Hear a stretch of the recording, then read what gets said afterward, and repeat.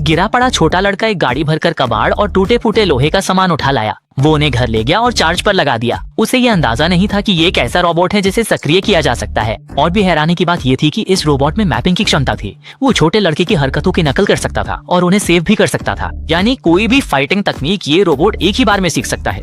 छोटे लड़के को कचरे के ढेर में दबा हुआ एक मृत रोबोट मिला। उसने रोबोट के शरीर पर लगी सारी गंदगी धो डाली, जिससे उसका नाम एडम सामने आ गया। छोटे लड़के ने तय किया कि वो एडम को फाइटिंग की तकनीकें सिखाएगा और वुल्वरीन अंकल ने भी उसकी बात मान ली। इससे न सिर्फ वे अपने कर्ज चुका सकते थे, बल्कि शायद सबसे बड़ी प्रतियोगिता की इनामी राशि भी जीत सकते थे।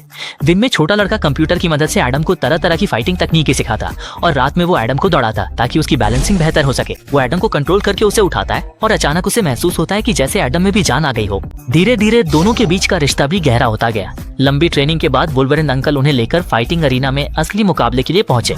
एडम का मुकाबला था आयरन हेड हैमर किंग से। इस तरह की फाइटिंग में इनाम के साथ साथ जान का भी खतरा होता है। देखा गया कि आयरन हेड हैमर किंग आते ही सबसे पहले एडम के पैर की उंगलियों पर पैर रखता है, फिर अपने 90 किलो के भारी हथौड़े से लगातार एडम के सिर पर वार करता है।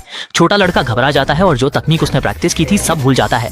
हालांकि हर एक बार सीधे एडम के कमजोर हिस्से पर पड़ता है, लेकिन अच्छा है कि एडम अलॉय से बना है, इसलिए वो इन हमलों को झेल सकता है। आयरन हेड हैमर किंग ने अपने बाजुओं से एडम के सिर को जोर से जकड़ लिया, फिर ताकत इकट्ठा करने लगा। उसने देखा कि एडम अभी भी नहीं गिरा है, तो वहीं पर घूमकर एक और जोरदार वार कर दिया। इस समय वहां मौजूद दर्शकों ने उल्टी गिनती शुरू कर दी, लेकिन एडम ने सबको निराश नहीं किया। वो सिर्फ 5 सेकंड के लिए ही गिरा और फिर से खड़ा हो गया। इस बार छोटे लड़के के पास पहले का अनुभव था, इसलिए उसने बहुत आसानी से उसके पैर की उंगली पर मारने की कोशिश को टाल दिया। उसने मौके का फायदा उठाकर उसे एक जोरदार डबल पंच मारा और इसी एक वार से आयरन हेड हैमर किंग का सिस्टम पूरी तरह से ठप हो गया। उसने अपने सिर पर 50 बार भारी हथौड़ा मारने के बाद पूरी तरह से खराब हो गया।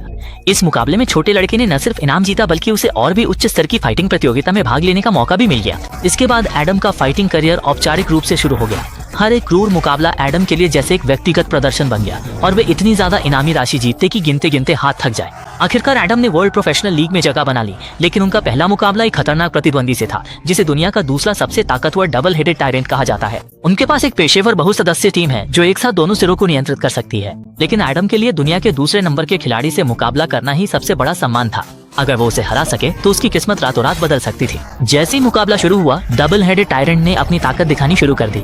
नीचे कई लोग उसे नियंत्रित कर रहे थे, जिससे उसकी हर चाल पहले से ही भांप ली जाती थी। चाहे हमला हो या बचाव, सब कुछ एकदम बेहतरीन तालमेल के साथ हो रहा था। एडम के पास कोई जवाब नहीं था। वो बस दीवार के कोने में सिमट कर मार खाता रहा। शुक्र है कि एडम का शरीर अलॉय से बना था। उसकी रक्षा क्षमता बेहद मजबूत थी। अगर कोई और रोबोट होता तो अब तक कबाड़ बन चुका होता। इसी समय वुल्वरीन अंकल ने डबल हेडेड टायरेंट की कमजोरी पकड़ ली।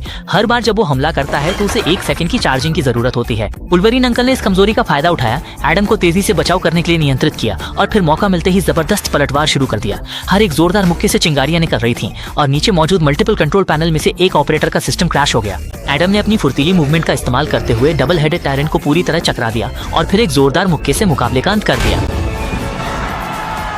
साधारण रोबोट हार गया, दुनिया में दूसरा स्थान। दर्शक उत्साहित होकर तालियां बजाने लगे। तभी छोटे लड़के ने सबके सामने नंबर 1 चैंपियन को चुनौती दे डाली।